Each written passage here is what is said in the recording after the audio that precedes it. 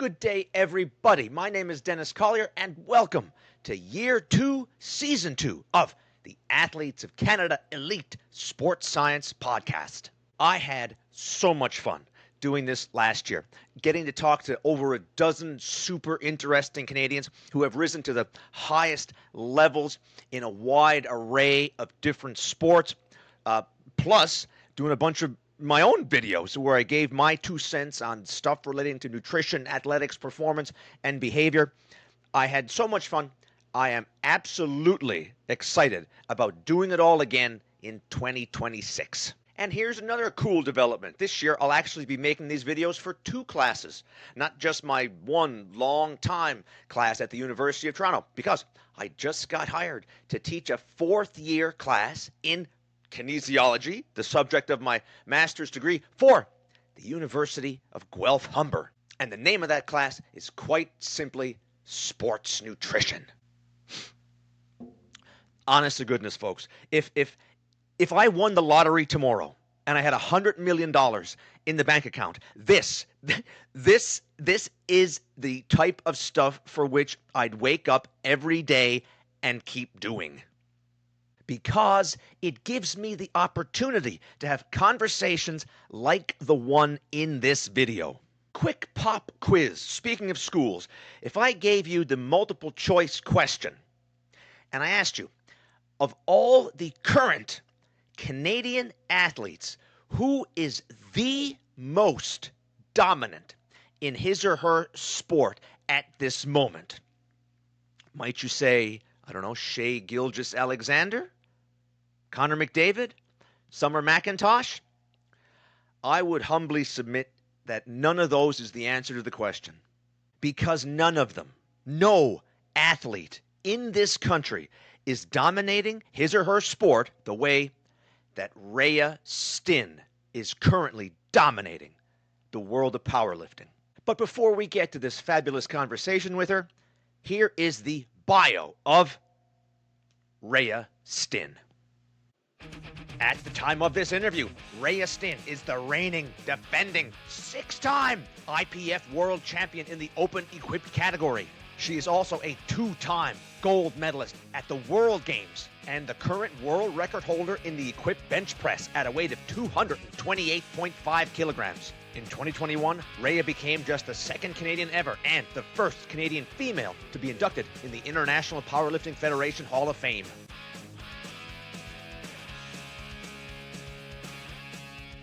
Rhaea Stinn, please tell us where you were born and raised. I was born and raised in Moose Jaw, Saskatchewan. Rhaea, why powerlifting? For me, powerlifting is one of those sports that you can always improve in. There's really no limit to how much weight you can put on the bar, and you can always get better, half kilo at a time. So it's sort of one of those, there's endless possibilities with the sport. And Rhaea, I think, if you'll agree, you'll let me know. I think there's lots of, dare I say, life lessons to be learned in a sport like powerlifting. For example, I tell you, here's a quick story of mine, Rhaea. I've only done one strength contest in my life, and it wasn't in powerlifting. It was in Olympic style weightlifting. Okay, yeah. But in that, similar, both strength sports. And I really think both of these kind of sports, Rhaea, they really teach one lessons like humility and failing forward. And my story, speaking of the humility, so I show up, Rhaea, at this contest, and I think it's the same in powerlifting. Like you got to post your opening lifts, eh? Yeah. So I show up at the weightlifting contest, and I see the people that I'm competing against, and Rhaea, they have posted their opening lift, and it is kilos and kilos and kilos heavier than anything I would even dream of lifting. So, I mean, you show up there and you say, okay, I'm not going to win this today. You know what I'm saying? Like that's not in the cards. But what I can do is give it my best effort, try to complete all my lifts, and set a personal best. And that's something I think, Rhaea, that powerlifting really, really lends itself to. Would you agree? Absolutely. A lot of the time, even though you might be technically competing against other people in a competition, So much of the competition is against yourself, and it's you versus you trying to improve on your performance. Obviously, there's some competitions where placement matters more, so you're more worried about that. But especially for somebody who's just getting into it, it's so much about improving yourself, improving personal bests, and not comparing yourself to what others are doing, because you don't know their story, you don't know how long they've been trying to excel in it. So sort of not comparing your day one to someone's day 1,000. Yeah.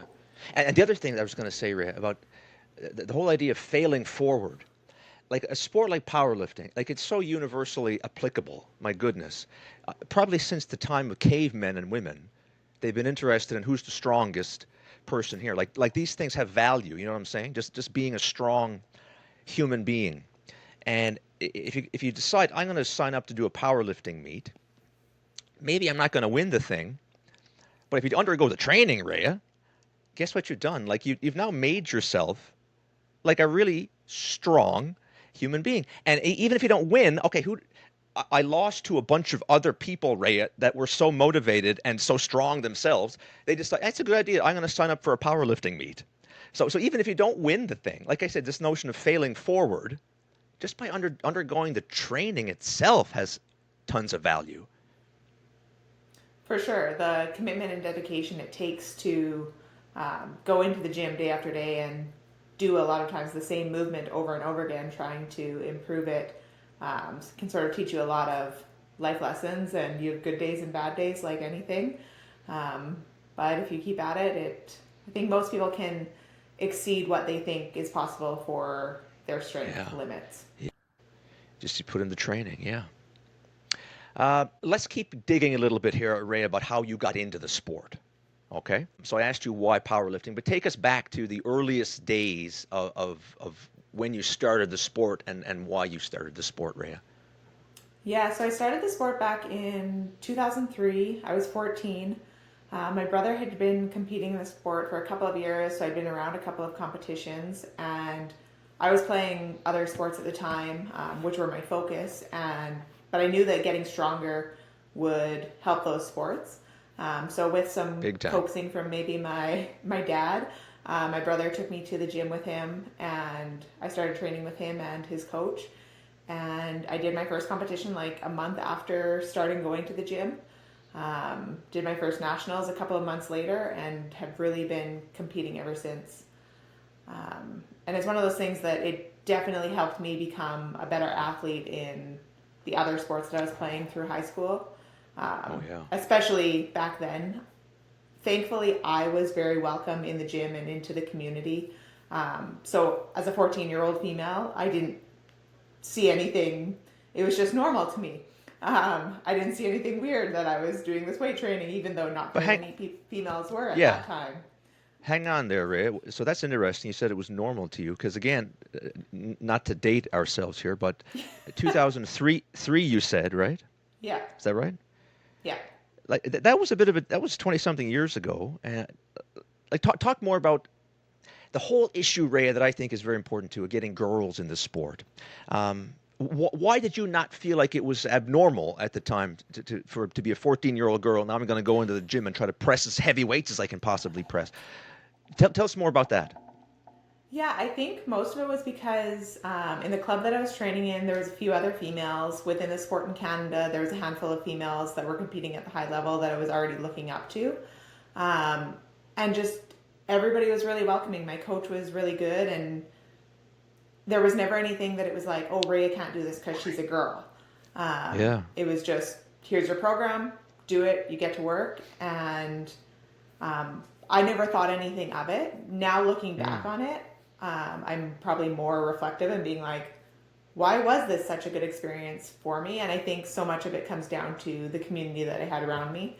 And I didn't have people telling me I couldn't do it, which I think a lot of times there's that concern, even still sometimes with like girls, oh, you don't want to get hurt, you don't want to do things. And it's like the female body's capable of a lot of stuff. Maybe the odd thing needs to be done a little bit differently.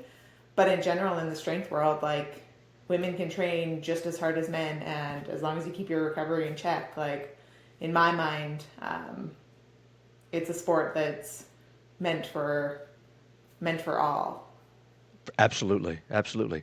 But like I said, back then it perhaps wasn't viewed that way back then, Rhea, which my students find that crazy, because they weren't born at that point. They've only lived in a world where, oh, of course, women can compete at weightlifting at the Olympics. But let's keep digging here because I think this is a good topic, Rhea. It's one I only touch on briefly in my course, but the notion of women and the importance of women weight training. Uh, Is there still barriers today? I think there is still barriers today, and I was going to ask you, if so, what might they be? Do you think? Like, what would be a turnoff for girls going into a gym and pushing and pulling heavy things? That's the first question. The second question is, what can we do, Rhea, to get rid of these barriers so these girls realize this is of unbelievable benefit to me? Let's start lifting weights. What would be your thoughts on this? Yeah, I have a bit of a skewed perception of it because I train in a private facility where I think there's more members that are female than males right now. But Really, eh? I think a lot of the barriers are, I think there's still the stereotype of if I start lifting weights, I'm going to look like a man, I'm going to look too You muscular. nailed it. That's still a thing for sure. Yeah, which is pretty wild that it's still a thing, but I think maybe, and this is just my thought, that social media has amplified that a little bit because you are seeing on social media more and more people who are spending a ton of time in the gym and developing these crazy athletic, muscle-filled physiques, especially as a female. Yep. But that's not average. That's not the normal. Like most women struggle to put on muscle. Yeah. And then I think If just they the tried, intimidation. Rhea, if they tried, they couldn't put on that much muscle. Like if you made a Right. concerted effort. Anyway, I could go on and on, but I didn't mean to cut you off there. You said No, that's you said I okay. think the word you said intimidated. I think is what the word you said. Yeah, I think there's still that intimidation factor for females, and I think some males as well. Hmm. About I don't know what to do going into the gym, so I don't Yeah. know like how to do the movements. I don't want to look silly trying to do something or trying to learn something new. So I think there's just that intimidation and the fear factor of it's a new thing. It's something that I haven't done before. And if Hmm. there's not that environment where you can go in to learn from somebody, if you're just trying to do it on your own, it can be, I think it can be a challenge for some people to go in and do and have that confidence to do the movements. Yeah. And You or got in some gyms, sorry, no. I was going to agree with you. it, You got to learn what you're doing for sure. yeah. And then I think in some gyms, there's like a negative environment with Oh males yeah. trying to maybe give out advice to Oh, females who are lifting. Christ I know I hear Almighty. from powerlifters who are competing at the international level, and if they train in a regular gym, some random guy will come up to them and try and give them technique tips, and it's like I've got this handled. Like I don't need your advice. I So I think some of the problems coming from external factors more so than as a yeah. female going to the gym. How about this advice, Ray? How about guys? Don't be idiots in the gym. Leave these Absolutely. leave these girls alone. Let them do their thing. Anyway, we can't. We have an enormous amount of stuff to get through, Ray. But that is a topic that I think is very. It's one I like to harp on. Anyway, the value is weightlifting's for everybody. Get in there and push and pull heavy things. But I do want to unpack. Believe it or not, there's even more philosophical underpinnings, Rhea, I think, of your sport that we can get at, and it has to do with um, let me say, Ray, setting goals, okay, and I'm going to throw in there the caveat setting goals that you have some direct control over. And now, for the next few minutes, I think you and I are going to unpack how this applies to powerlifting, which is again the notion of setting goals, but goals over which you have control. And Rhea, I think if you're so good as to indulge us here, let's tell a few stories. Let's tell your story of the 2022 World Games. Are you up for sharing this story, Rhea? Sure. Yeah. It's a good story. Actually, tell us first. First, tell us what is the World Games. So the World Games is a multi-sport event for non-Olympic events. So it only happens every 4 years. There's tons of different sports at it, and it's recognized by the International Olympic Committee, but most of the sports in it are not Olympic sports, or they're not current Olympic sports. So for powerlifting, it's sort of the biggest stage that you can compete on. Being it's only every 4 years, obviously there's a qualifying window for it that you have to hit to get there. And then if you miss that, it's another 4 years to get there. So yeah, I've competed at 5 World Games now. Which is crazy, by the way. I think so too. That's insane. I don't feel like I'm old enough to have competed at 5, but somehow here I am. You did start young. I did start young, yeah. I'll use that excuse for now. Go look up how many Olympians have competed at 5 Olympics. It's not many, right? That many. Yeah. No, it is not. But here you are. Anyway, so that's the World Games. It's the biggest stage? Yes, arguably it's the biggest stage. There's a couple of other events that some people would argue is bigger. I argue that the World Games is biggest because it's only every 4 years. Yes, okay. The other big events are annual, so it's a different event than a World Championship because of how long the qualifying window is and how long it is between the events. Yeah. Well, I think you said it best at the beginning. It's the Olympics for non-Olympic sports. Exactly. So anyway, we got to talk. Okay, 2022. Should I tell this story or should you? Let me fill in some details and you take it from there. Okay. Sure.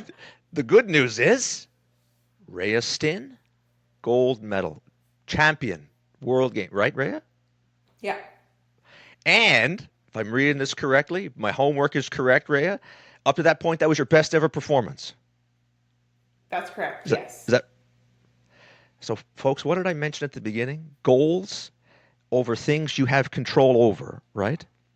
So this girl, Rhaea Stinn, shows up, grandest stage of them all, puts forth best ever performance at that point, and you win a gold medal. But Rhaea, you take over. What am I getting at? What's the caveat? What's the kicker? What's the big lesson, or the event that happened at the 2020 World Games, 2022 World Games, sorry. Yeah, so I did end up with the gold medal at the end of the day. And it was my best performance at that time. But the circumstances surrounding it were maybe not ideal, placement-wise, I guess.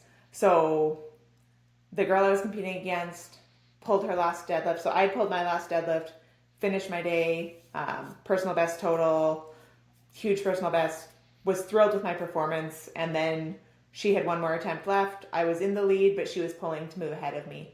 And she pulled her last deadlift. It was a 50-50 lift, I would describe it as, that it might get called for something on lockout, might not. The lights came up in powerlifting. There's 3 lights. 2 of them have to be white in order for it to be a good lift. 2 are white. So it was, okay, I'm second. I'm still thrilled with my day. And then the jury, who's overseeing everything, has the power to overturn a lift if there is one red light, which they did in those circumstances.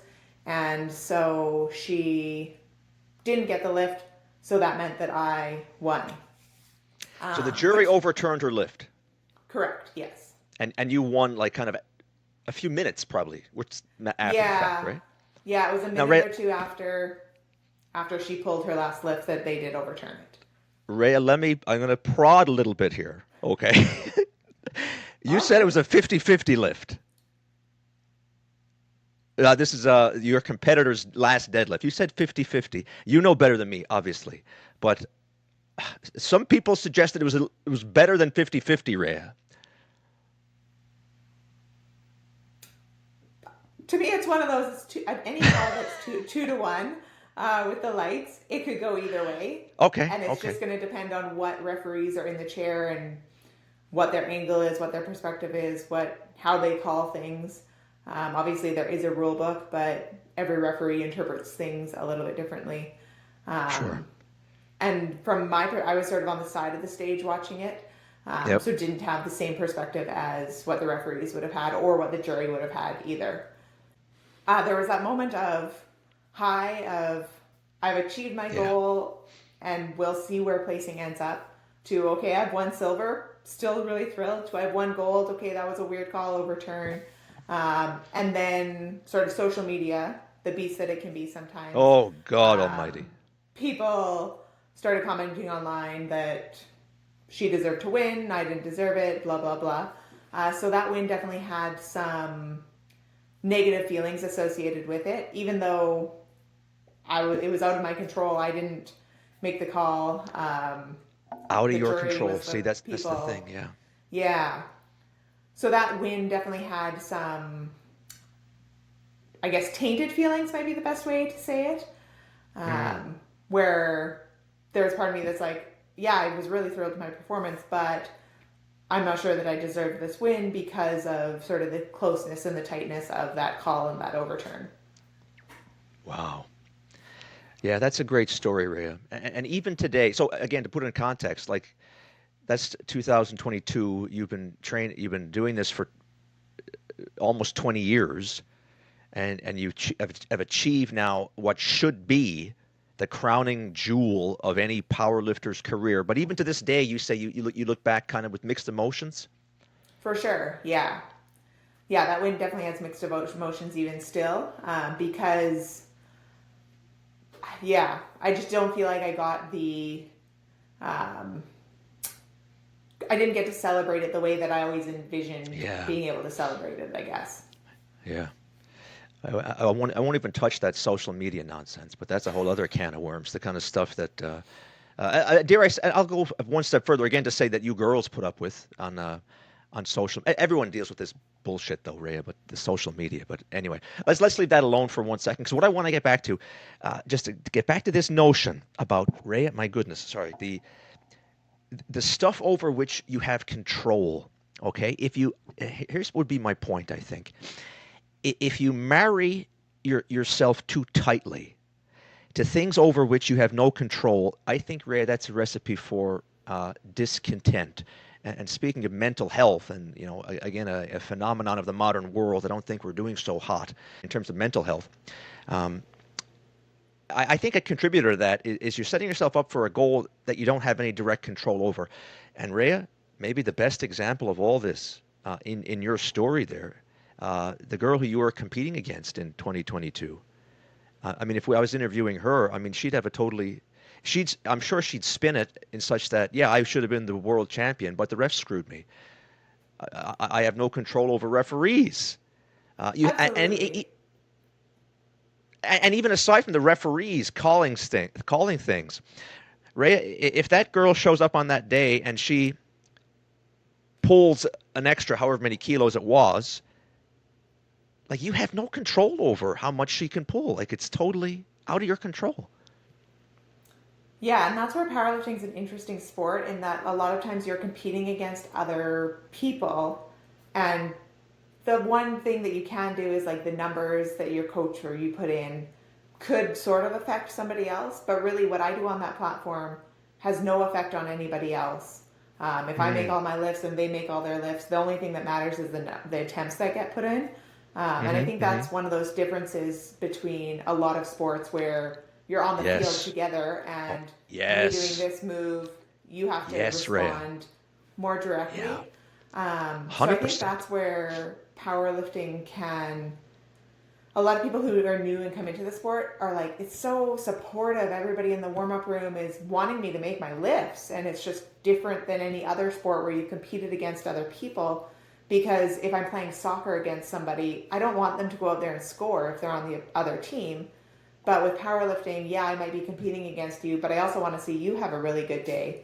Yep. And I also want to have a really good day and then sort of see where the cards fall at the Yep. end. Yep. Your comparison to other sports is so accurate. Like in hockey or soccer, like you mentioned, or combative sports, mixed martial arts, like you physically have a say over what your opponent does, eh? Right. But this is a value of powerlifting. It's a life lesson, Rhea, that like I don't have any control over what my competitor does. Anyway, we could go on and on about the values that powerlifting brings. I think it's a very, very valuable sport because of the great physical benefits. There's life lessons, Rhea. What can I say? I'm sure you agree. It's a very, very worthwhile activity, this sport. Absolutely. But let's keep flying through because we haven't even started talking about the training, Rhea. Oh my goodness, we got to get through all kinds of stuff. This is going to be unbelievable. But even before we get there, um, okay, I got to get you to do a little bit more explaining, Rhea, about how you in particular do the sport of powerlifting, because I don't think a lot of people understand, even people that know a bit about weight training, they don't realize that the sport of powerlifting itself has these almost two different, what could I call it? Two different versions, Categories. Yeah. categories of Yeah. equipped versus non-equipped, and you happen to be an equipped lifter versus the classical style lifting. So I'll leave it to you. Start explaining these two categories, please, Rhea. Sure. So, yeah, with powerlifting, there's classic or raw, depending on who you're talking to. They might use one of those words. And then there's equipped. So, with classic or raw, you can wear a belt, knee sleeves, and wrist wraps. And then in equipped, you wear knee wraps, not knee sleeves, and then a squat suit, a bench shirt, and a deadlift suit. So the squat suit, bench shirt, and deadlift suit, and the knee wraps all help you to lift more weight. The suits are made of a polyester that doesn't really stretch. So you have to almost push into the suits to get down to depth, to get into the positions that you want, and really hold your position with that gear on. But then they do allow you to lift more weight and sort of give you that pop and rebound out of the bottom position of the lifts. So they do help you lift more weight for sure. Right now, classic is definitely more popular. When I started competing, there was only equipped. That was what powerlifting was. I did not know that. Yeah, so when I started, it was equipped. Everybody was knee wrap. There was no real classic federation. Really? A few years in, a couple of federations sort of started picking up classic. And then I think it was 2011 or 2012 that the International Powerlifting Federation brought in a classic division. So it is sort of a newer part of the sport. So I think that's where it's been one of those things that's really helped the sport to grow because there's less barriers to entry. There's less specialized equipment with classic. But equipped, to me, there's more thrill with it. You're lifting more weight, so it's more exciting that way. The one comparison for somebody who doesn't understand the difference that I'll kind of use, and I'm not an expert in either of these sports, so there's probably some naivety here, but between high jump and pole vault. So in both, you've got an apparatus, a bar you're jumping over. In high jump, you're just jumping off of the ground. In pole vault, you're using a pole to help you get higher. So that's a great analogy. Analogy that I like to use is that analogy that equipped is like pole vault in that you're using some equipment to help you lift more weight, basically. That's you're a doing fantastic the same analogy. lifts, the same squat, bench, and deadlift, but just how you're having to do them is different. With the aid of equipment, basically. Exactly. Yeah. So what I'm very curious about is, again, let's talk you personally. Like talk about the process of you, because I know you've also competed in classic, but you're primarily an equipped lifter. I'm very curious as to how that decision gets made. How come you go one way versus the other?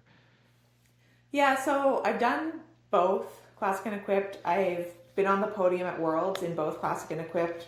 Back in like 2015, I held a world record in classic in the squat. And right now I hold a couple of world records in equipped. So I've held records in both of them, which I think is a pretty cool stat. That is cool. Yeah, that is cool. Lately, my focus has definitely been on equipped. And mostly I think that ties back to the goals that I have right now. There's some numbers that I've wanted to hit equipped. That have been sort of the primary focus, and in order to really excel at something, you've got to choose what your priority is. So I haven't done much classic lifting the last few years. A lot of my training is still without the suits on, without the wraps. It still would be considered classic, but then as I get closer to competition, my training gets more and more focused on wearing the equipment to work on sort of positioning and levers within the gear. a very interesting component of this sport that even I, Ray, I wasn't fully aware of, but I did a bit of research, and I think your explanations there is fantastic about the differences in these two versions of basically the same sport. Let me shift gears again, Rhea. Okay, and I do want to talk to you a bit about. Let's spend a few minutes talking about the whole concept of weight categories, if you're cool with that. Absolutely.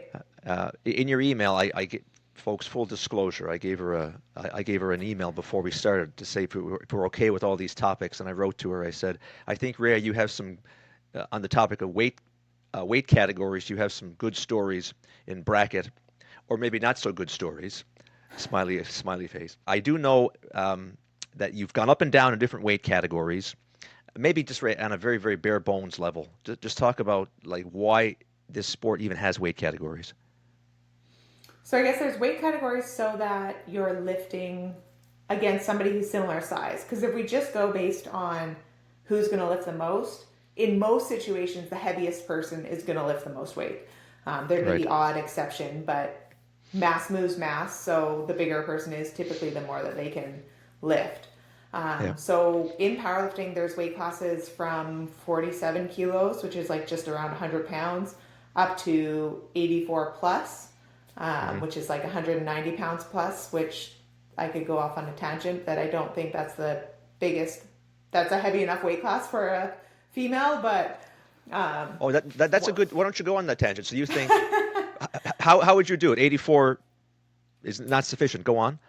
Yeah, I just think for females in general, right now in the IPF, the heaviest female weight class is 84, and then there's the unlimited, so 84 plus.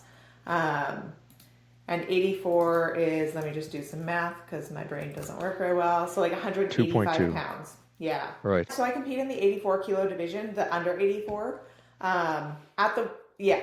At the World Games, it gets combined because there's typically 8 weight classes for females, and then at the World Games, there's only 4. So at the World Games, they combine every 2 weight classes. So at the World Games, the only other difference then at the World Games is that the ranking isn't based on total weight lifted. It's based on a formula that takes your body weight and multiplies it by your total and a bunch of coefficients to sort of level the playing field amongst different body weights. So that's the difference with the World Games. But yeah, I just think a 185 pound female is not, if you look at say a 190 or 200 pound female, that typically wouldn't be somebody who you would say is a super heavyweight. So I think we could use a little bit higher max division before we get to super heavyweight.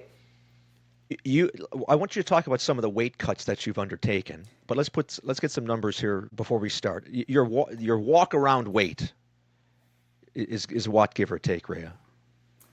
Right now, so for the last few years, I haven't done any real drastic cuts. In general, right now, I'm living between 82 and 84. So I'm always underweight. It makes life much easier when you don't have to cut weight the last few weeks. But over the years, I've definitely had times where I've had to diet very hard to maintain my weight class and do some last minute body weight manipulation, doing things like sauna, baths, sweating as much as you can, stopping drinking water, manipulating food intake so that you're getting less in your guts to actually make weight. My biggest one was probably 2009 World Games, where I had to make, it was the 75 kilo weight class at the time. 24 hours out from lifting, I was around 80 kilos. So I had 5 kilos or 11 pounds to get rid of in 24 hours. Wow. Yeah, so there was a lot of, that one I cut water. I hadn't been great with my nutrition leading into it, so there was some lessons learned there. But the 24 hours out, yeah, I cut water and did a lot of baths to try and get there. And I did make it. I didn't lift well, but I did make the weight class I needed to. Two interesting things. You did make it, and you didn't lift well. Yeah. How do you feel? How much of your not optimal performance do you attribute to this ridiculous amount of weight you lost so quickly? So weighing in, like, you're obviously very dehydrated, and with powerlifting, we only have 2 hours from weigh-in start time to lifting start time, so it's not like there's much time to rehydrate. Wow. Yeah. So you can't, like, there's no way I put back on 5 kilos in that time. If you think Wow. like a liter of water weighing a kilo, Yep. maybe I could put back on two, um, because you've got to make sure you keep it in and you're actually absorbing it. So yeah, I think most of my performance that day was probably attributed to a significant weight cut in the 24 hours leading in. So yeah, it's not something I would advise. Talk about undergoing that kind of a process again, folks. So she, in 24 hours, you lose 11 pounds is what she did basically. And also, by the way, even that weight that you said you were starting at, it was slightly down from what might be normal for you. Is that right? Never mind just the Uh, 24 hours before. Not at the time. At the time, I Not at the was time. competing Not at the time. 75. Gotcha. Okay. So yeah, So just so leading talk. into that prep, a lot of life stuff was going on, and I wasn't prioritizing nutrition. Um, and yeah, I was a month out. I think I was a couple of kilos heavier a month out from competing. A couple And kilos. then, yeah, so probably like 82 or 83, I would guess.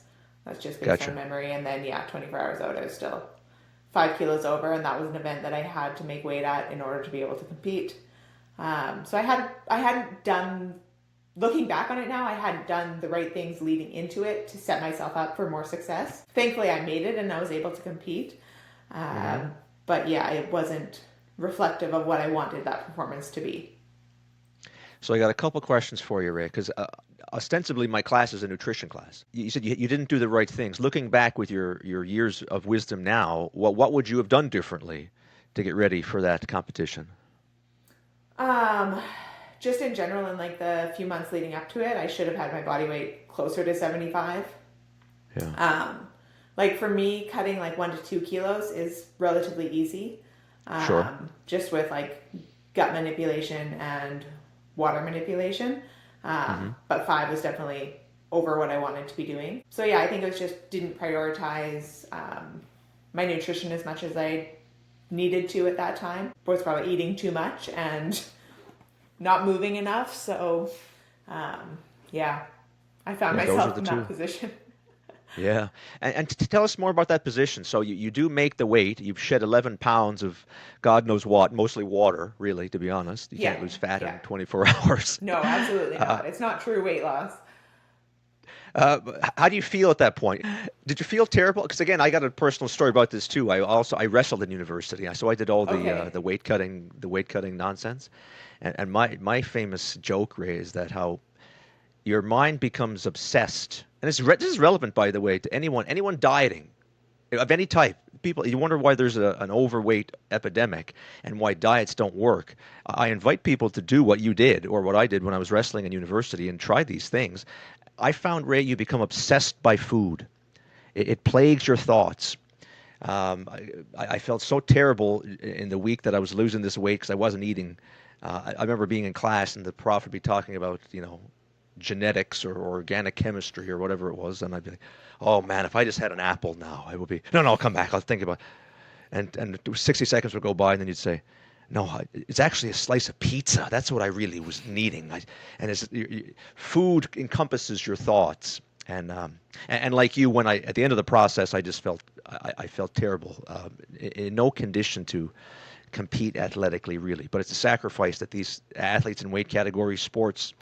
It's almost a rite of passage, I'd say, Rhea, in these sports, uh, to get into the appropriate weight category, or you don't compete if you don't make the weight. For sure. I think that's where it's viewed. And I think my opinions on it have definitely changed over the years. And maybe that's just me getting older and not wanting to go through the headache of all of the weight cuts. But I think so many people coming into the sport, they're worried about, oh, I need to lose 5 pounds to get into this weight class. And it's like, no, just lift where you are. Like you don't need to be That's weight good cutting. advice, I think. It's not a part of the sport. Yes, a weight class is Hmm. part of the sport, but cutting weight shouldn't really be part of the sport if you're trying to optimize performance. So for me, the last couple of years, before I was an 84 kilo lifter, I was a 72 kilo lifter. So the weight class has changed in the like 2010, 2011. So I had been a 75 kilo lifter for the most part. Then I could go either 72 or 84 after that, once the weight class has changed. And I went to 72 for a while. And to stay 72, I did a couple of tough weight cuts to get to 72 sometimes. For a while, I did get my body weight just maintaining under 72 if I was really diligent with sort of tracking my macros and year-round just being aware of it and not letting my weight sort of slowly creep up. And then in 2019, I decided to move up to 84. That decision was made primarily from a competition standpoint, thinking that the people that I was competing against at 72 versus 84, myself, my coaches felt like it might be a better sort of fit for me to be competing against the ones at 84 than the ones at 72. So that was sort of the reason I went up. And the first time I sort of started to make that transition from 72 to 84, at that time I was living at under 72. So I wanted to do it relatively cleanly, moving up to 84. So I was working with a nutrition coach to do it and sort of to do it slowly, as like clean as I could. Wow. And looking back now, it's crazy the number of calories that I was having to eat at that time to make my weight creep up. What was the number? Do you remember? I think it was around 3,500. Yeah. And did you find that to be? And how did you find that, Rhaea? Because I just spoke about the mental toll it takes of dieting, but it's also not easy to try to put on weight. Like when you're forcing yourself to eat, did you find eating that many calories to be a challenge? Yeah, I did. And especially because at that time I was trying to do it, I was trying not to just eat cookies and crap to move up, right? I was trying to do it with really clean food and good food. So I remember a lot of nights I would be complaining to my husband, being like, oh, I still have to eat this many calories and I don't want to. It's like a job.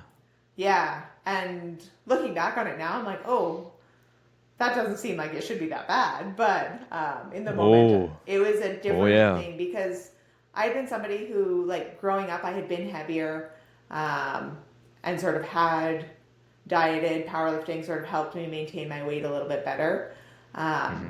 But I've always been somebody who's been a little bit weight conscious. So actually consciously trying to put on weight was sort of a different mental shift. But it was a good one and it was an interesting one for me. And yeah, it was just one of those, I never thought that I would be at a point where I was like, oh, I have to eat more and not wanting to eat more. But I remember a lot through that sort of year as I was trying to move up, that feeling. Yeah. So, Rhaea, you've talked about your history now, and you've done both. Like, we've talked about you cutting weight, and we've talked about you gaining weight. These are all somewhat years in the past. Have you kind of settled in now to like a weight and a kind of type of diet that maintains this weight that is, let's call it, easier for you? Yeah, like the last few years, it's definitely been easier for me. In general, I still do track my macros, have sort of targets that I want to hit every day. Right now, I'm trying to get my weight to drop just a little bit more, just basically for health right now, more than anything, nothing related to sport. For a while, I was walking around like 86, which just in general, it was good for my strength, but in general, I didn't feel maybe as good, and I wasn't maybe as happy with my body at that point. So I've been trying to make it sort of slowly trend down over the last few months. A, so I'm not having to cut to get to 84 because it removes that stress. And then B, just to try and sort of improve some health markers that way. So right now I'm eating like 2,200 calories and sort of slowly dropping. To maintain, usually I can get away with like between 2,500 and 3,000 calories. Do you use any devices to help you do that? Like any apps you use, or are you just like at the point now where you can eyeball food and give it a pretty good guess, or do you avail of any of those tools that are available? Yeah, I can eyeball food pretty good, but in general I use an app called Macro Factor. it's sort of like MyFitnessPal. That's one that a lot of Yep. people are common with. That it tracks you can track all of your body weight, all your food in it. And then the thing that I really like about that app is that it shows you a lot of trends over time. And now I've been using it for a couple of years, so it shows you an estimated like energy expenditure and your body weight trends and that sort of thing. Cool. The energy expenditure part is really cool because you can look back at like how it waves and relate that to different training cycles. And just be like, oh, and that one, the only thing different was maybe training was a little bit harder or training was a little bit easier. So yeah. Before we leave nutrition, any other nutritional principles, Rhaea, that come to mind that you're following for powerlifting success / body weight success? I think right now, I don't know if it would be a principle or a strategy, but sort of my mentality with it is that not being like super restrictive in one form or another and just trying to sort of that 80-20 principle of Lovely. I'm still eating some stuff that I enjoy, like cookies and ice cream. But in general, it's good, clean foods and trying to get sort of as most whole foods as possible. I've had definitely periods in time throughout my competition history where like I've been very restrictive, and then I've had sort of episodes of binge eating where consuming a ridiculous number of calories in a day or in a weekend, and then back to super restrictive on Monday morning, which obviously isn't a good place to be in and isn't a healthy place to be in physically or mentally. So I found where if I'm not restricting myself as much, sort of day to day, then I don't have, or I'm not letting myself have those crazy spikes that I was at one point in time. I support everything you just said 100%. Lovely, lovely stuff. So let's put the nutrition aside, and Rhaea, because we have not even started talking about yet, and I'm dying to hear your whole take on training in the sport of powerlifting. We haven't talked about bench pressing, squatting, or deadlifting. Haven't even mentioned yet. Oh my goodness, Rhaea, we could talk all night. But we only have about a half an hour where we're gonna get Rhaea's knowledge of training for powerlifting into that time window. So I don't know what's the best way to do this, Rhaea. Maybe we do it this way, okay? And again, this is just your thoughts on a training program that we'll kind of put together, maybe if we can here, and maybe using you as the template. Maybe we can do it this way, Rhaea. Let's say if you back up 3 months from a contest, like or 6 months, whatever works for you. So we're training. We're getting ready for it. We got a big goal. We want to bench, squat, and deadlift as much weight as we possibly can. Let's talk about what a program might look like for you 3 months out or 6 months out from that. Okay? Sure. I will do my best to provide. You'll do your best to cram your immense knowledge of this into half an hour. Okay, let's break it down, if I may, like a week. Well, what does a week look like in the life of Rhaea Stinn 3 months prior to a contest? So right now, it looks like training 4 days a week. 4 days a week. Over the years, probably even in the last year, I've ranged from 4 to 6 days a week. Okay. The total volume across all of those would be pretty similar, but just more frequency and more exposures. Obviously, training 6 days a week versus training 4. Typically, it would be 2 days have squat, 2 days have deadlift, and 3 days have bench. Say it again. 2 days have squat? 2 days have squat, 2 days have deadlift, and 3 days have bench on a 4-day And there's no week. overlap? No, there would be overlap. Yeah. There is overlap. So, yeah, because that's 7 so days. Sundays, I'll give you mine. So Sundays would be squat and bench. Here we go. I love it. Typically Sundays would be the heavier squat of the week, Okay. and then sort of a moderate bench. Mondays. Okay, so hang on. Yeah. I got a few questions about. Okay, we're going to go through this because we're now into the good stuff. This is the meat and potatoes. Sunday is squat and bench is Sunday. Is that what you said? Yeah. Okay. What's first? Squat. Squats first. Almost. If I'm squatting, typically I will squat first. Part of Notice, that, by the way, bodybuilding fans out there, you didn't say legs and chest. You said squat and bench. So, Rhea, Correct. my question, and maybe is the is there auxiliary exercises ever work their way into a Sunday workout, or is it just what you said, squat and bench?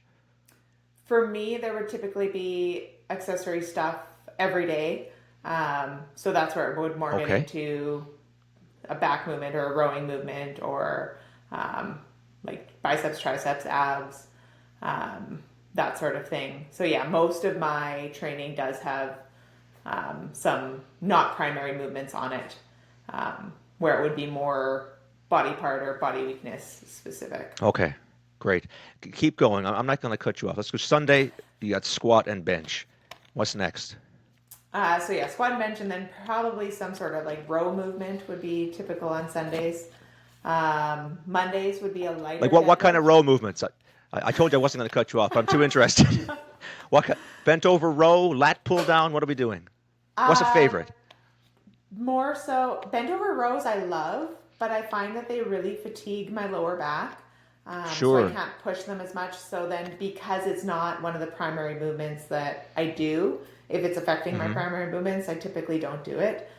So yeah, more like cable rows, lat pull downs, chest Yeah. supported rows, um, would probably be my three primary back stuff. And let me ask you this, Ray. You can speak to this, eh? You are being tested at the highest possible level in how much weight you can bench, squat, and deadlift. Okay? None of those three is the primary mover, dare we say, the back, but yet you find time to train the back. Talk about why you do that.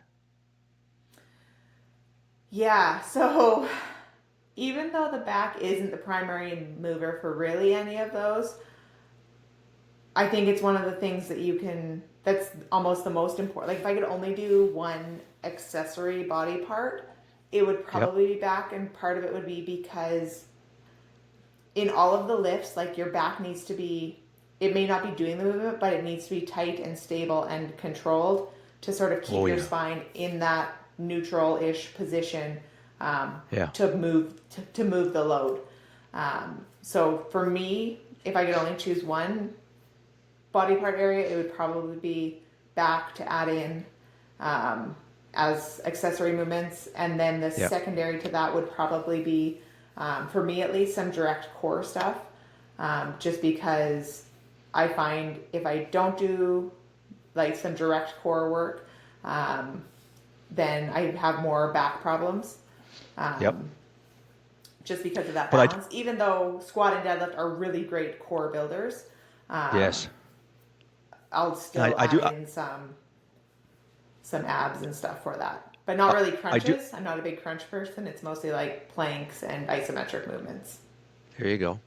And I like, Ray, how you did even prioritize. You said back would be number one, and the core would be number two, for the reasons you mentioned. You're going to get some of the core, I think, on these other primary movements that you're going to do. But if you neglect your back, I think the other thing, Ray, you just be totally out of balance biomechanically. If you just Absolutely. Yes. so Yes. anyway, If look, everything that we do is here, we need to do the opposite movement, even yeah, though it's not a competitive movement. right. You might wind up not competing because you're injured. Right. Yeah. All right, so let's keep moving here. I'm going to shut my mouth. I can't help it though. Sunday was we had squats and bench. Next on Yeah. the list. Monday would usually be like a lighter deadlift, potentially like a secondary style deadlift. So if I'm competing with a sumo deadlift, then I would maybe do a conventional, or if I'm competing conventional, it might be a sumo, or maybe like a stiff leg deadlift or a Romanian deadlift that day, and then some other sort of bench variation typically. Um, and the bench variations, it all depends on sort of training cycle. Like you have your standard bench where your grip is your competition grip and your feet are flat on the floor and you're benching sort of to competition standards through the reps. Um, and then the other type of benches that we would do would be like a closer grip bench, so you move your grip in. We'll do a fair bit of like feet up bench just to work a little Feet bit up more where? on On the like the bench? stability. Yeah, feet up like on the end of the bench or just up in the Really, eh? air. Wow. just to create some more instability. Because with a Mm-hmm. powerlifting bench, so much of your bench is your leg drive to create that stable base. So then removing that, it just makes it focus a little bit more on upper body. And then like tempo stuff, and this could be for all lifts really, would be like tempo, so slowing it coming down, pausing, and then slow push up, or some combination Cool. of that. Cool. So yeah, for bench variations, that would be probably what I would do. Then typically Mm-hmm. Tuesday is a rest day. Wednesday would then usually be a heavier deadlift day. And then like usually more some accessories, maybe a bench press on that day. It sort of all depends on what the full structure is. So it's so hard to be like, this is Sure. exactly what it I is, know. without giving you like a full 6-month map. I know. I know. But yeah, a heavier day. So that day would probably be closest to competition movement. And then depending on the training cycle, maybe benching that day as well, maybe not, in some form or fashion. And then again, some accessory stuff. And then Thursday would typically be like a lighter squat day. Again, maybe a tempo or different bar placement or a different bar. So like a transformer bar or something that's just a little bit easier on the shoulders. Mm-hmm. And then typically, if I'm training Fridays, then it would be another sort of lighter combination day of the 3 big lifts and then accessories. And then typically Friday and or Saturday off. And then the cycle repeats Back to itself. Sunday. Yeah. That's pretty, Ray. That's a great job of summarizing. I know. It's way too complex. You don't get to be a world champion by having these, without having a lot of knowledge and intricacies of your program. But that was a good snapshot. I do have tons of questions. Sure. But let's keep it simple. Let's keep it simple. How long you in the gym, Rhea? Like, so you come into to do a workout. Typically, it's about 2 hours. About 2 hours. Okay, let's break it Yeah. down. Warm up? What are you doing? So it depends. It's one of those things. It goes through cycles, but right now, I'm definitely doing something to get my body weight or my body temperature up a little bit. So basic walking, rowing would be not. It's not something that I'm like, I need to get cardio out of this. It's just to get warm for 5 or 10 minutes. But cardio type stuff. Absolutely. Yep. I guess the other thing that I didn't mention that I've been doing lately is probably 2 to 3, outside of my typical training, 2 to 3 days of like about half an hour of actual like cardio, spin bike, get heart rate elevated and keep it elevated. Wow. Just for my heart health more than anything. Because Rhea, my I goodness. want to live as long as I can. So What? I need to keep my You're heart somewhat in check. Okay, so you're becoming what a specimen you are, Rhea, by the way. Powerlifting, cardio, you got it all covered. Anyway, okay, so you said about 2 hours worth of time, give or take, Yeah. including a warm up, so many questions. Do you stretching? Is that a thing? Yes and no. So typically, so I'll do something to get my heart rate up, and then I don't specifically stretch. I would say I do more mobility.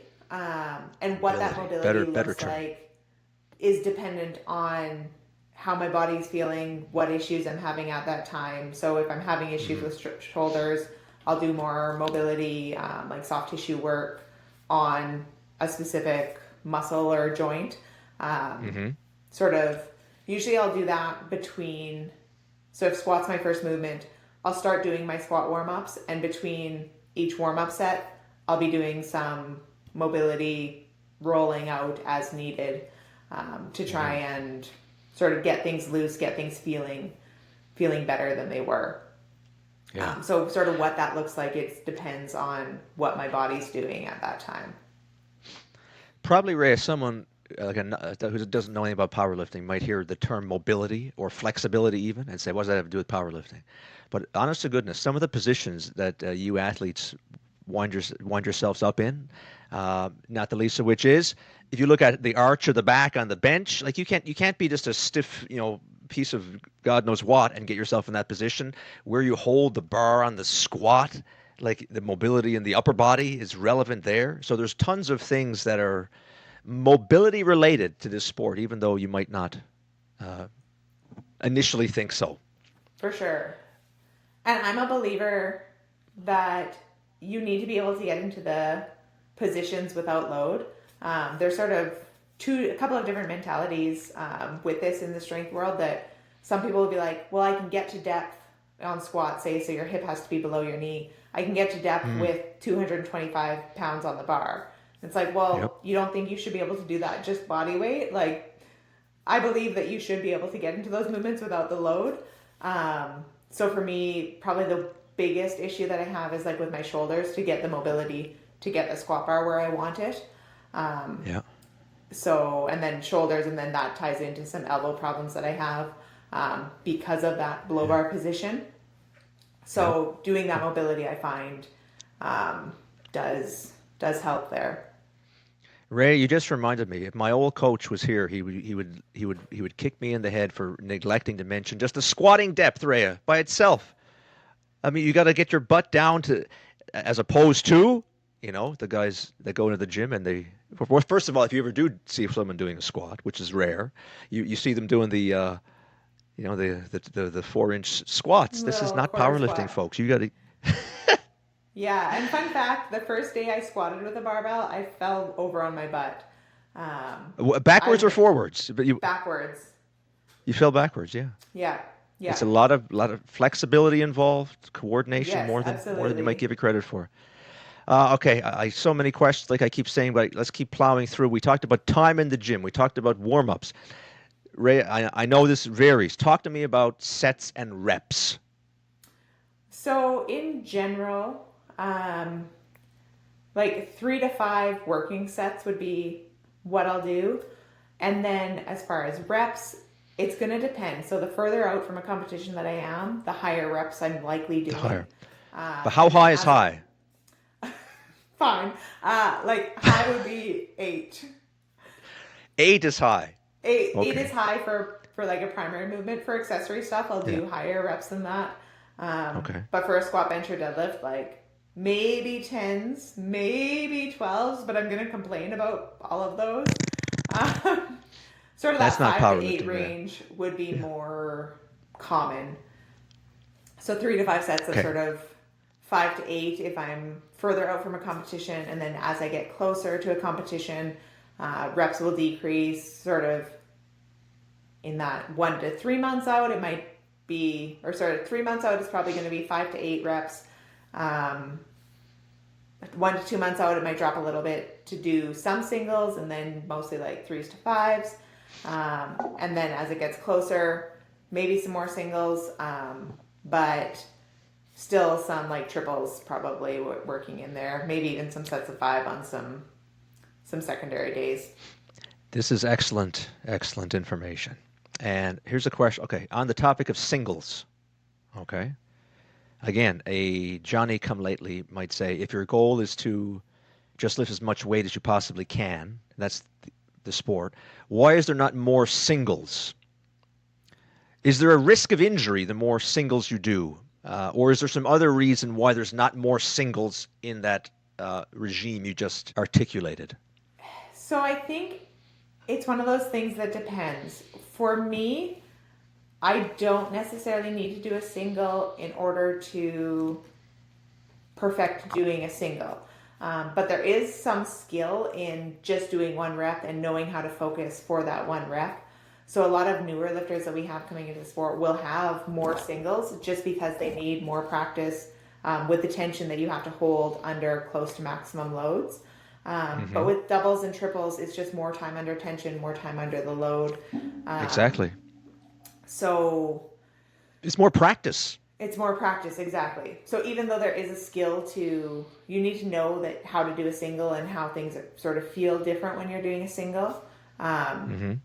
You can still get probably more training effect, I think, out of some higher reps as well than just doing singles. And your body can only take so much. And for a single to be effective, it needs to be at a certain load. which is going to be harder for your body to recover from, which is going to have an impact on your next training days and what you can do on those. So it's kind of a balance of enough singles that you are confident in the movement, but keeping things in check that your body can still recover from. Fascinating. I probably only have time to ask you two more things, even though my list is about 20 things. Squats. Talk to us about bar positioning on the squat. How often are you doing, or do you have high bar versus low bar? How do you formulate this into your programming? So a competition specific movement would be low bar for me, because it is a stronger movement for me. Lately, I've been doing more high bar squats in training because it does take some of that pressure off of my shoulders and elbow because it's a higher bar position. So it just depends on sort of how far out I am from a competition, and if it's the primary or the secondary sort of squat day, whether it's going to be that high bar or low bar. I find low bar is definitely more of almost a lower back movement for me, with the way that I squat with low bar, whereas high bar, it transfers more into sort of legs and quads. So it just depends on the focus there. They both have a place depending on what you're Absolutely, yeah. All right. I don't know what you're going to say to this one, but we did mention how the sport is to squat. We called it squat day, not leg day. But Rhaea, okay, do you ever do things other than those types of exercises that we just talked about, the squats? So, for example, would you ever do something like a front squat? Would you ever do a leg press? Would you ever do a lunge? Do they ever find your way into your program? Front squats, not anymore because I don't have the mobility to get there, which isn't a great thing, but that's the reality. I know you can do a front squat with like this position or with straps, but I just don't like it. So usually if I need to do a variation, it would more likely be like a safety squat bar or a transformer bar that we could do settings to sort of mimic the front squat position. Leg press, we don't have one, so I wouldn't do that. Okay. One last question about the front squat. I'm more interested in the front squat anyway, because I don't know. Because obviously it's a huge thing in Olympic style weightlifting. Is it a legitimate thing that might find its way into powerlifters' repertoire, the front squat? I think so if you have the mobility for it. To me, it's similar but not the same to like a high bar squat. Just in that it definitely feels like it's more legs, and like back when I could do a good front squat, I remember it also like really fatiguing my upper back, so it being a good builder for that as well. So I think if you can get into the position, it would be something that could be in the program for sure. Okay. Well, forget about this leg press nonsense, because I gotta ask you about deadlifting.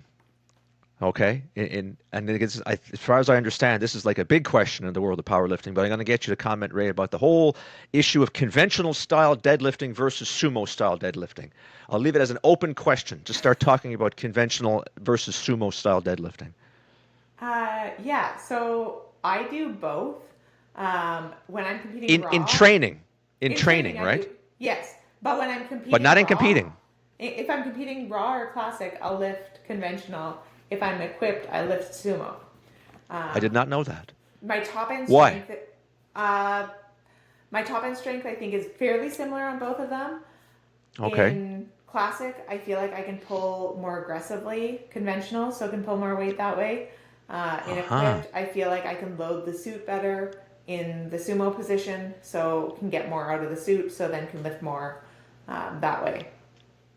Because I got to be honest, I have not seen you do a deadlift classic.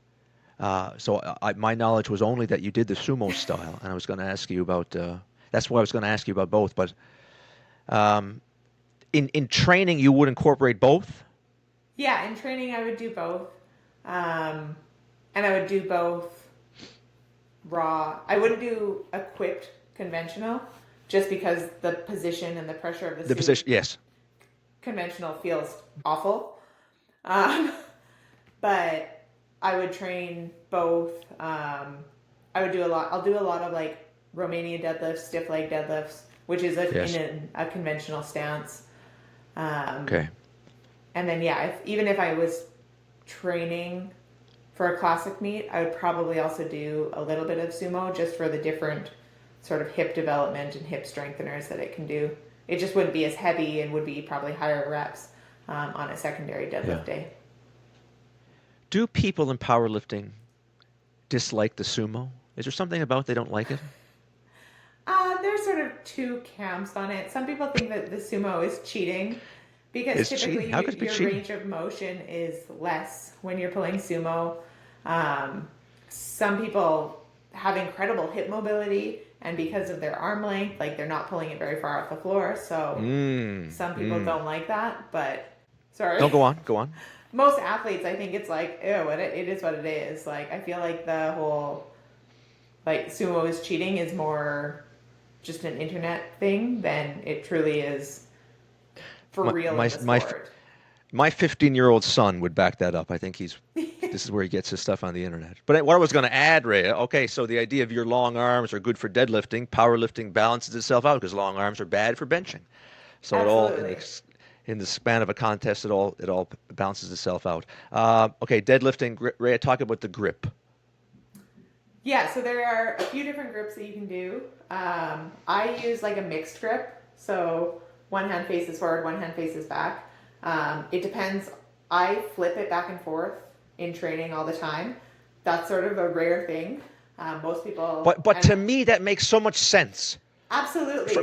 From the point of view, Rhea, honest to goodness, biomechanically, again, talking about what we mentioned earlier, like if you're going to be imbalanced, if you never do any kind of back exercises, and biomechanics is not exactly my area of expertise, but I've always rationalized if I'm pulling like this every friggin' rep, would not behoove me just to switch my hands over and do a Yes. few reps with this. I have, but I had an inkling that was not conventional. That's not the norm, and you're backing that up. Most people just pull with the same Yeah. grip every time. Most people, if they pull with a mixed grip, they'll have one way that they pull, and like their opposite hand might not supinate enough to get to the bar. This lat won't like rotate right. Well, train yourself then. Yeah.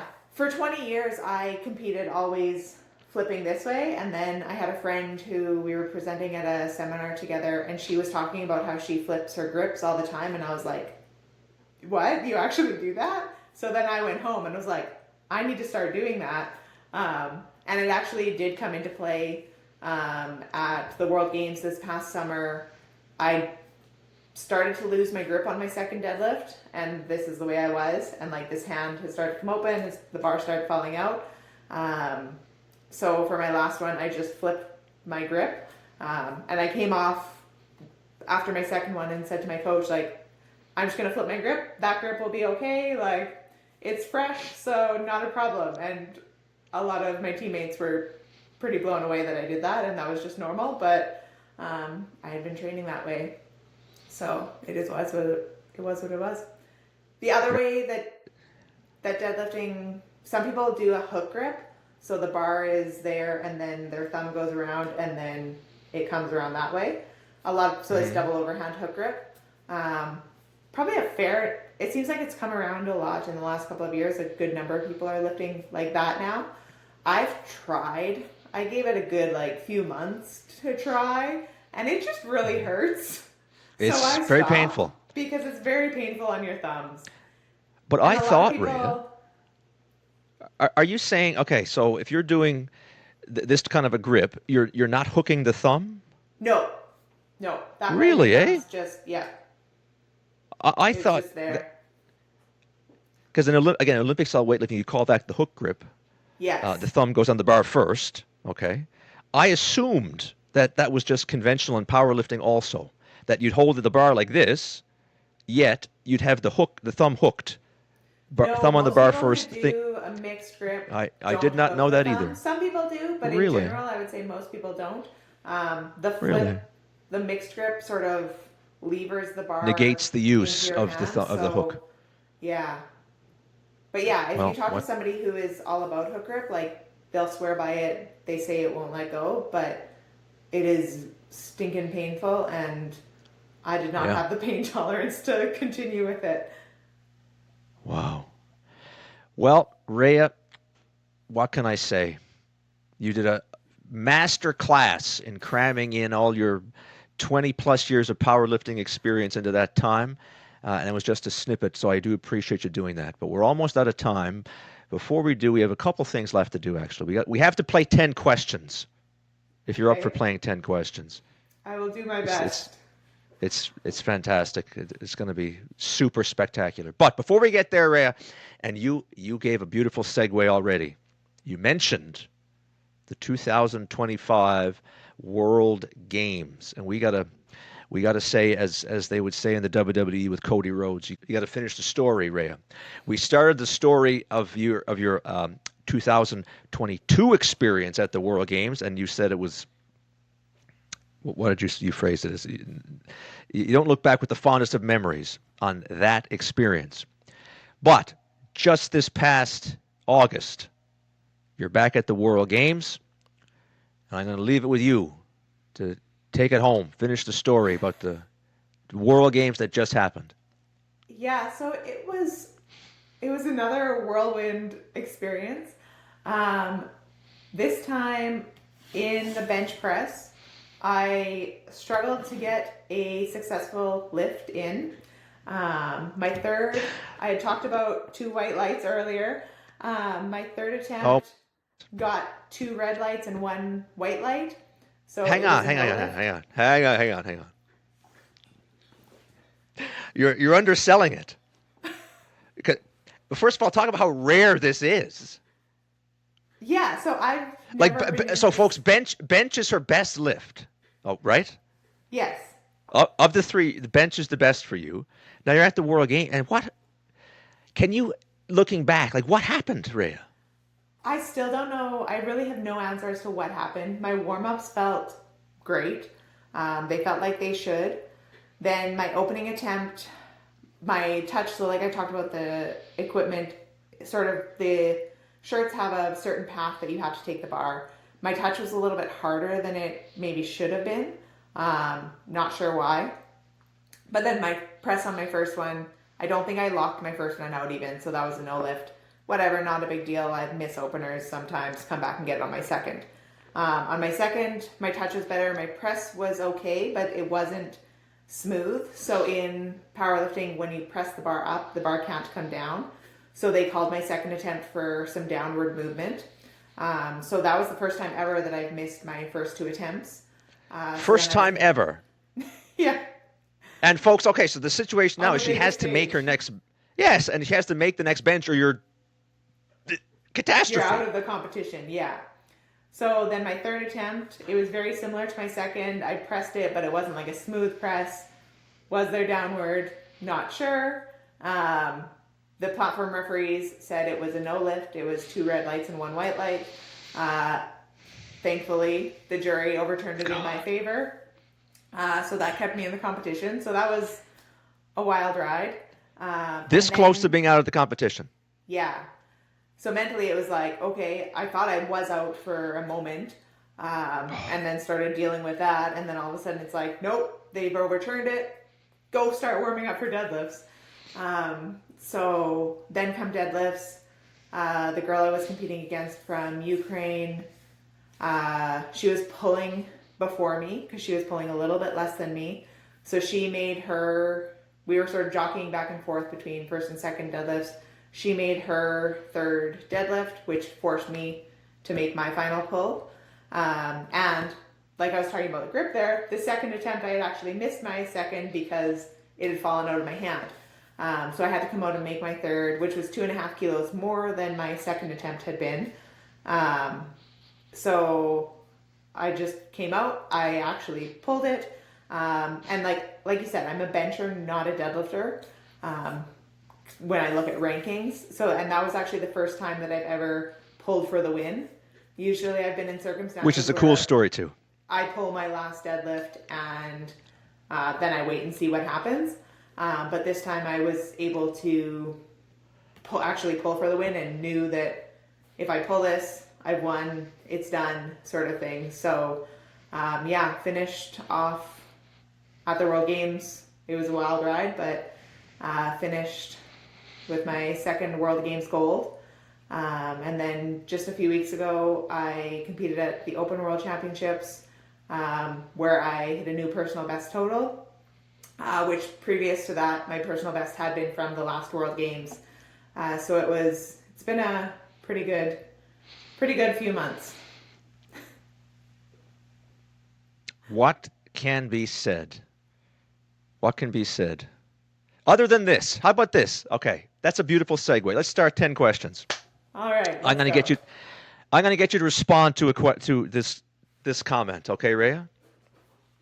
Okay, I'm going to make a comment. You respond. Keeping in mind everything she just said. Here we go. Here's the comment. You respond.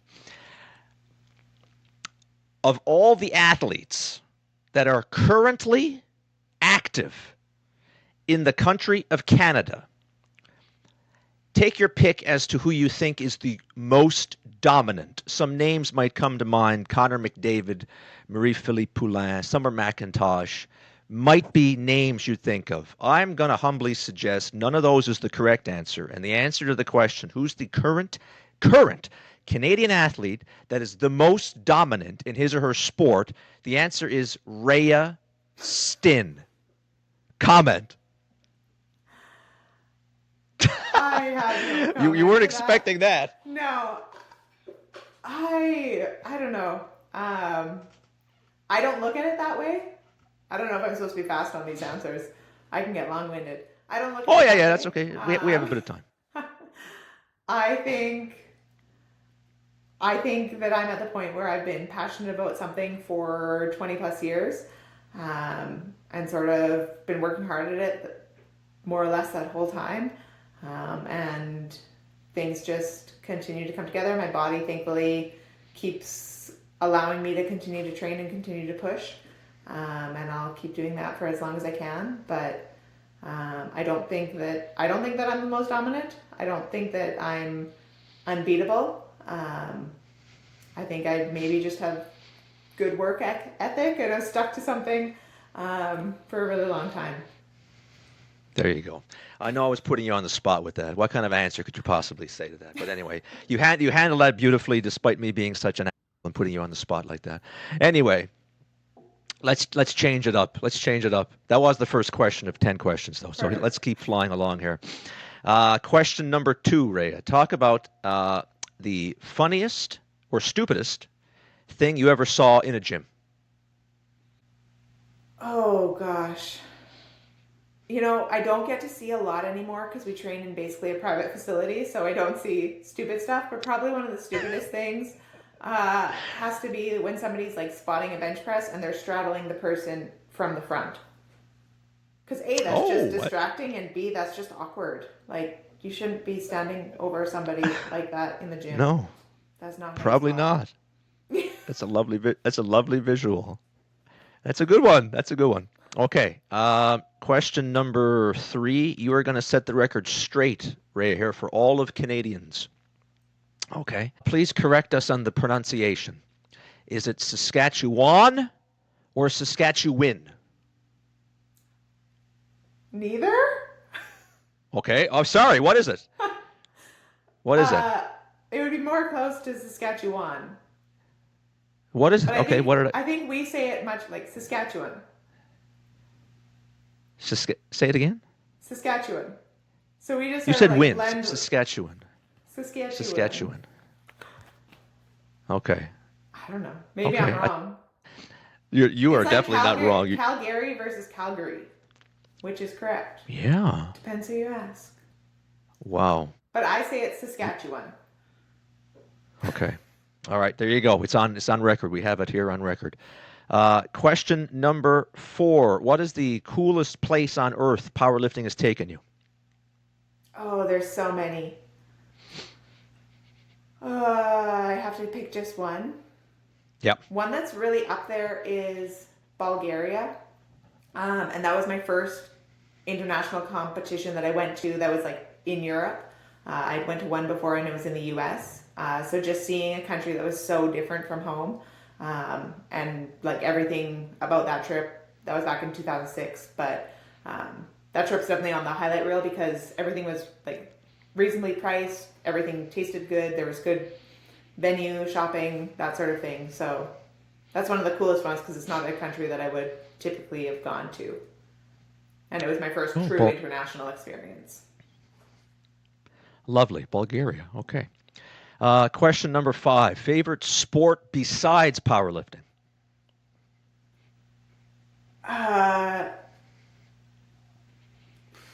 To play or to watch? You can go either way. Because I'm no longer a real sportsaholic in any way other than powerlifting. That's okay. Sometimes I don't want that even. Volleyball. That might be the answer. Volleyball. Okay, we'll go with volleyball. Yeah. Okay. Question number 6. Rhea, the only reason why I'm going to ask you this is because I have one question that I ask every athlete. Okay, from every sport discipline, they all get asked this question. I cannot exclude you, even though this is kind of technically your sport. Not technically exactly your sport, but I ask every athlete what's their all-time personal best 1-rep max bench press, just because I think it's funny. You ask like a mountain climber or a hockey player, you get all kinds of hilarious answers. Some people, anyway. But let's go with your non-equipped, okay? Because you got to be consistent with these others who don't have these bench pressing suits. So forget your equipped. What's your personal best on the bench, classically? I think it would be around 130 kilos, like 286 pounds. 286 pounds. Yeah. We'll go with 286 as your answer. Okay. Question number 7. Rhea, what's the worst injury you've ever had to battle back from? Breaking my femur in a car accident. Oh, I didn't. Sorry, I didn't. I'm sorry to hear that. I was kind of leaning toward a powerlifting injury, but that sounds much more serious. Yeah, it was a powerlifting injury, but coming back. But when did you break? When did that happen? 2006. You broke your femur in a car accident. Yeah. God Almighty. Oh wow. Okay. Anyway, question number 8. Here's another fact. We didn't even get too much into this, but you're going to tell us, Rhea, some of the strategies, advice for someone working with your spouse. And I said we never talked about this. Rhea's husband used to coach her, which, by the way, Rhea, is a strikingly odd familiarity in the athletes that I've talked to. You're like the 4th or 5th one whose significant other was either a coach or one guy, Patrick Anderson, Canada's GOAT of wheelchair basketball. He's in a band with his wife. Okay. So anyway, there's some dynamics clearly.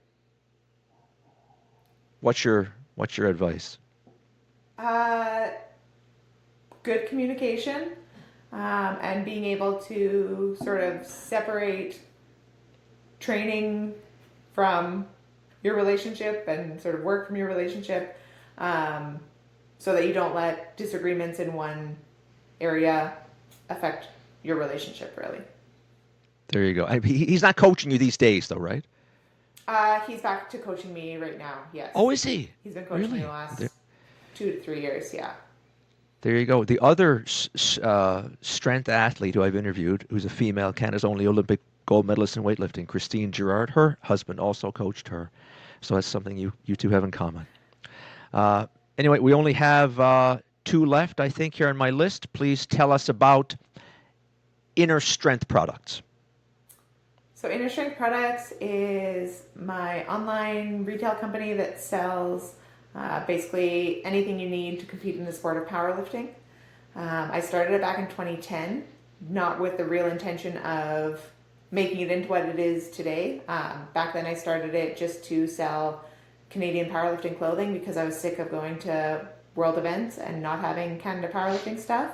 And then it's just slowly grown over the years. So it is my business that I'm really proud of and run with my husband too, so another area that we spend a lot of time together,